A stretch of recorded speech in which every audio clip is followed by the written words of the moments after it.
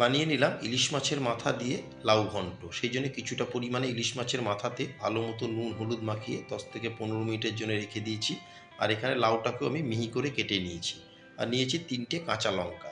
একটা ফ্রাই প্যানে তেল গরম করে মাছের মাথাগুলোকে আমি উল্টে পাল্টে দুই দিকেই ভেজে নিলাম। খুব কড়া করে কিন্তু মাথাগুলোকে ভাজবেন না। মাছের মাথা তুলে নিয়ে ওই তেলেই ফোড়নে দিয়ে দিলাম 1/2 টেবিল চামচ সাদা জিরে, 2 শুকনো লঙ্কা, 2 তেজপাতা। দিয়ে ফোড়নকে আমি 10 থেকে 12 সেকেন্ড নেড়ে চেড়ে ভেজে নিয়ে ওর ভিতরে দিয়ে দিলাম কেটে রাখা লাউ।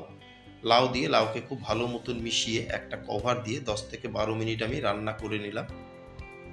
10 থেকে 12 মিনিট রান্না করার পর কভার তুলে এর মধ্যে আমি দিয়ে দিলাম স্বাদ মতন নুন, চিনি, হলুদের গুঁড়ো আর জিরের গুঁড়ো দিয়ে ভালো মতন মিশিয়ে আরও 10-12 মিনিট রান্না করে নিলাম। লাউটা কিন্তু খুব সুন্দর সেদ্ধ হয়ে গেছে।